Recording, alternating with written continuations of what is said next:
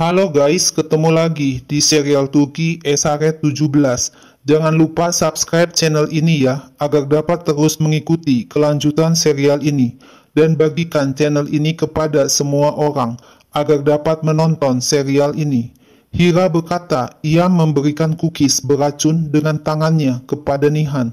Orhun mengatakan agar Hira tenang, itu bukan salah Hira. Hira tidak bersalah. Hira terbangun, ternyata itu hanya mimpi. Hira melihat Orhun sedang berdiri memandang Hira. Orhun sedang melamun, teringat video Nihan yang Orhun lihat kembali untuk yang kedua kali. Hira datang membawa cookies untuk Nihan yang dibuat oleh tangan Hira sendiri. Nihan berkata kalau ia pergi ke Turki, Nihan akan membawa Hira bersamanya. Orhun bertanya kepada Hira, mengapa Hira melakukan ini? Mengapa Hira melompat ke depan Orhun sehingga Hira tertembak? Beritahu Orhun apa tujuan Hira berbuat demikian. Orhun berteriak kepada Hira. Suster perawat datang dan mengatakan, Hira jangan takut, Hira akan segera sembuh. Suster perawat akan memberikan obat untuk Hira. Suster perawat meminta Orhun untuk menunggu di luar sebentar karena akan mengganti baju Hira. Maryam dan Kenan keluar dari kantor polisi. Kenan mengajak Maryam pulang sebelum Nefes terbangun dan mengajak Maryam naik mobil bersama. Maryam menolaknya dengan sopan. Maryam akan pulang sendiri, tapi Kenan memaksa Maryam untuk ikut bersamanya. Maryam melihat dompet di tasnya kosong, tidak ada uang. Maryam mendekati mobil Kenan. Kenan memindahkan tas yang ada di mobil, tapi tasnya jatuh sehingga isi tas keluar semuanya. Kenan dan Maryam melihat buku yang tergeletak di lantai. Sesampainya di depan rumah Maryam, Maryam mengucapkan terima kasih kepada Kenan. Tapi tiba-tiba Maryam teringat akan janjinya kepada Nefes untuk membelikan coklat kesukaan Nefes. Apakah ada toko yang masih buka pada jam segini? Kenan memberikan coklat miliknya yang semula akan diberikan untuk anak-anak di lingkungan rumah Kenan. Maryam bilang ini adalah coklat kesukaan Nefes. Kenan berkata coklat ini juga kesukaan Maryam.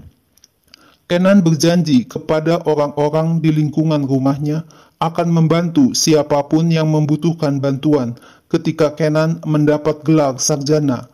Kenan akan ada di sana untuk setiap orang yang memerlukan bantuan. Dari kejadian yang terjadi hari ini, Kenan telah menepati janjinya kepada orang-orang di lingkungan rumahnya. Maryam mencium kening ibunya, Asiye, yang sedang tidur di sofa. Asiye terbangun dan memeluk Maryam. Asiye berkata, Maryam adalah korban, mengapa ini bisa terjadi? Maryam bilang, Tuhan kasihan kepada Maryam dan Nefes. Maryam bertahan hidup. Pemilik restoran menarik gugatannya terhadap Maryam. Rashid yang baru datang dari luar kaget melihat Maryam ada di rumah sampai jas yang dipegangnya jatuh. Bagaimana Maryam bisa keluar dari penjara? Maryam tidak akan bekerja lagi dengan pemilik restoran dan Rashid menyuruh Maryam mencari pekerjaan lain.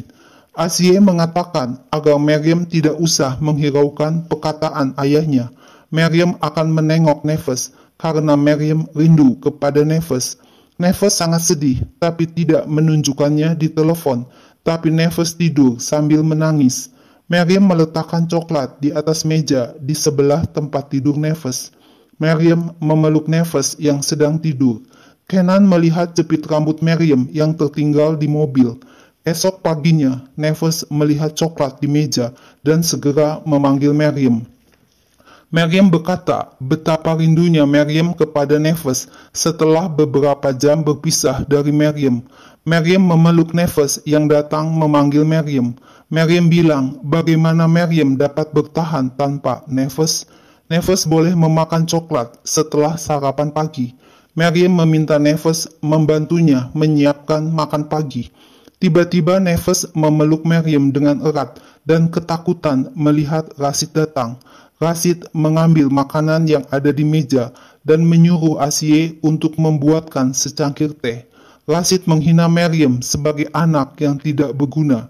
Rashid mengambil semua roti dan berkata agar Asiye dan Maryam disuruh melihat bila besok tidak ada pekerjaan. Rashid berkata ia akan pergi.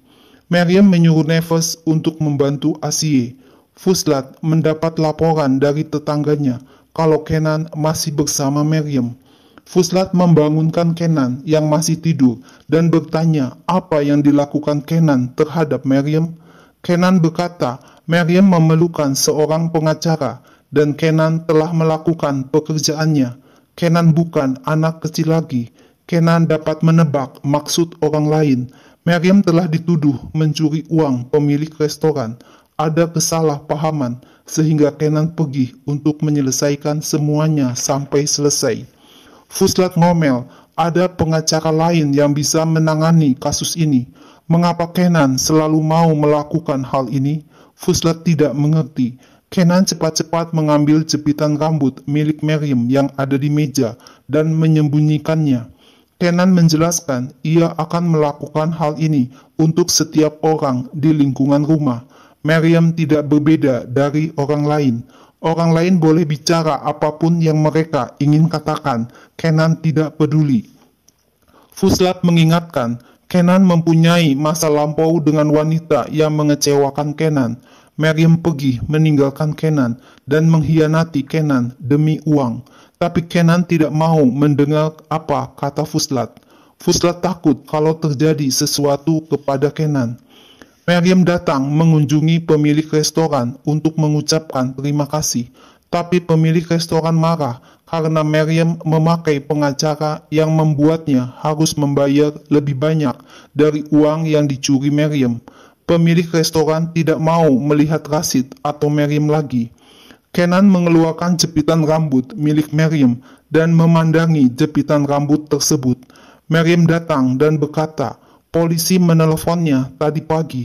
Ada dokumen yang harus ditandatangani dan polisi menyuruh Maryam memberikan kopi dokumen kepada Kenan.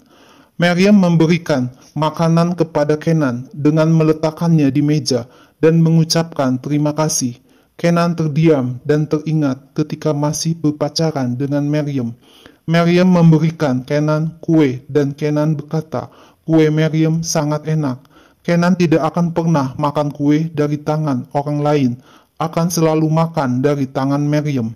Maryam berjanji akan selalu membuat kue kismis dan kacang untuk Kenan. Maryam akan selalu ingat apa yang diucapkan Kenan. Kenan membelai-belai rambut Maryam dan berkata, semua yang disentuh oleh tangan Maryam, Kenan akan menyukainya sampai akhir hidup Kenan. Kenan berkata kepada Maryam, ia tidak menyukai kue itu lagi. Maryam bilang, kue itu disajikan untuk tamu Kenan saja. Maryam akan membayar biaya pengacara dari gaji pertama bila nanti Maryam menemukan pekerjaan. Kenan mengatakan tidak perlu dan Kenan juga tidak mau menerima uang dari Maryam. Maryam pergi meninggalkan Kenan. Tetangga Kenan bergosip melihat Maryam meninggalkan kantor Kenan. Tetangga berharap Kenan menemukan seseorang yang pantas untuk Kenan. Maryam sedih mendengar perkataan tetangga Kenan. Maryam datang ke toko Feriha dan curhat kalau Kenan tidak menyukai kue buatan Maryam lagi. Ketika Maryam meninggalkan kantor Kenan, tetangga Kenan melihatnya.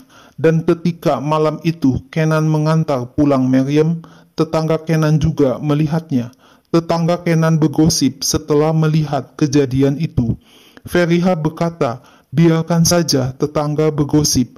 Maryam tidak berpikir tentang diri Maryam sendiri, tapi Maryam mempunyai ibu dan anak. Jangan biarkan masa lalu Maryam mengkhawatirkan hati ibu dan anaknya.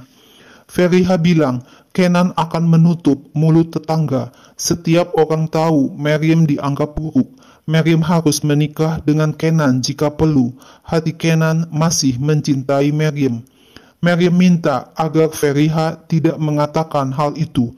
Jalan Maryam sudah berbeda. Masalah Maryam adalah Nefes. Maryam hidup untuk Nefes. Feriha berkata, tentu saja seorang ibu hidup untuk anaknya. Tapi ini berbeda. Kenan berhak untuk tahu kebenarannya. Maryam bilang, kalau Kenan sudah tahu kebenarannya, sudah tidak berguna. Setiap orang sudah mempunyai jalan masing-masing sekarang. Feriha mengatakan, Kenan mempunyai lingkungan kerja yang baik, reputasi yang baik, tapi Kenan tidak membangun kehidupannya sendiri. Miriam berkata, Kenan membencinya. Feriha bilang, bila Miriam ingin menolong Kenan, Miriam harus memberitahu kebenarannya kepada Kenan, karena Kenan masih terus mengingat masa lalunya. Kenan membenci masa lalunya. Jika Kenan bisa meninggalkan masa lalunya yang Kenan benci, Kenan dapat membangun kehidupannya sendiri. Sepnem datang dan memakan kue buatan Miriam dan mengatakan kue tersebut sangat enak. Akhirnya Kenan memakan kue buatan Miriam. Kenan menerima telepon dari Miriam yang mengatakan, Miriam mempunyai sesuatu yang sangat penting untuk diberitahukan kepada Kenan. Dan bisakah Miriam bertemu dengan Kenan secara tatap muka? Miriam tidak mau di kantor Kenan karena tetangga salah paham kalau melihat Miriam ada di kantor Kenan. Miriam mengajak Kenan untuk datang ke puncak gunung, tempat biasa mereka dulu bertemu. Tidak ada orang yang akan melihat, dan di sana tempatnya nyaman. Kenan datang menemui Miriam dan bertanya, mengapa Miriam memilih tempat ini untuk bicara? Miriam tidak akan memanggil Kenan bila ini tidak penting. Kenan menyuruh Miriam untuk mengatakan apa yang ingin Miriam katakan secepat mungkin. Miriam minta maaf kepada Kenan karena terlambat memberitahu Kenan. Orhun melihat ada wartawan yang berusaha membuat foto Hira. Orhun langsung menarik kerah wartawan itu. Wartawan itu mengaku dari sebuah majalah. Setiap orang membicarakan calon istri Orhun yang hampir mati untuk Orhun. Wartawan itu mengaku tidak melakukan sesuatu yang buruk. Ia akan menulis artikel yang baik tentang pengorbanan besar seorang istri. Orhun minta agar foto-foto tersebut dihapus. Yelda mengomel, Vedat telah menghancurkan hidupnya sendiri dan keluarga. Setiap orang membicarakan tentang cinta Hira kepada Orhun. Afife pasti juga sedang membaca berita ini sekarang. Yelda berharap Afife tidak mengubah pendapatnya tentang Hira. Eda menangis sedih. Ia merasa telah kehilangan Orhun. Yelda mengatakan Eda belum kehilangan Orhun, tapi Eda harus bertindak lebih cerdik mulai sekarang. Yelda menyuruh Eda untuk menelepon Orhun agar mereka berdua tidak membawa kesalahan Vedat. Eda berkata ia tidak akan pernah menanyakan Hira kepada Orhun. Eda membenci Hira. Akhirnya Eda menelepon Orhun dan menanyakan kabar Hira dan minta maaf atas apa yang terjadi. Eda mengomel, teleponnya dimatikan Orhun. Sekarang semuanya telah berakhir. Orhun dengan setia menunggu Hira di rumah sakit, dan ketika teringat bahwa Hira yang membunuh Nihan, Orhun berniat akan mencabut selang yang ada di tangan Hira. Tapi tidak jadi dilakukan Orhun, dan tetap menjaga obat Hira tetap menetes di selang infusnya. Hira terbangun dan melihat Orhun sedang duduk menunggunya. Orhun bilang ia tahu mengapa Hira melompat di depan Orhun. Tiba-tiba Nursah datang menengok Hira dan mengucapkan terima kasih kepada Hira. Apapun yang Nursah katakan tidaklah cukup jika Nursah kehilangan Orhun. Sewaktu Orhun memutuskan untuk menikah dengan Hira, ternyata Orhun benar kalau Hira mencintai Orhun melebihi nyawa Hira sendiri. Nursah memandang Orhun kalau Orhun sangat beruntung. Keberanian Hira memberi kekuatan untuk Nursah. Nursah sekarang mengerti kalau Nursah harus baik dan kuat demi orang yang dicintai. Sekarang Nursah baik-baik saja. Pernikahan Orhun dan Hira akan lebih mewah dan eksklusif. Orhun mengantar Nursah keluar kamar. Perawat minta kartu identitas Hira untuk prosedur rumah sakit. Perawat mengambilkan kalung Hira yang jatuh ke lantai dan mengira kalung pemberian Orhun. Perawat minta bantuan Orhun untuk menekan lengan Hira karena ia akan mengambil obat lainnya. Orhun mendapat telepon dari pengacara dan Orhun berkata ia akan datang. Orhun menerima kartu identitas Hira dari pengacara dan memberikannya kepada Hira. Pengacara bertanya kepada Ohun nama belakang Hira. Tidak terlalu sulit untuk menemukan nama belakang Hira. Hira sudah membunuh Nihan, dan untuk kedua kalinya, Hira sudah membunuh Nihan lagi dengan melompat menghalangi peluru yang datang menuju Orhan. Itu sangat jelas apa yang ingin Hira lakukan. Dengan melakukan ini, Hira ingin mengakhiri hukuman buat Hira. Hira berkata, jika Hira tahu ini akan terjadi, Hira pasti mengatakan itu. Tapi Hira tidak mati. Hira menatap wajah Ohun. Nah guys, lalu apa yang akan terjadi selanjutnya? Saksikan terus ya serial Turki ini. Jangan lupa subscribe dan share channel ini ya.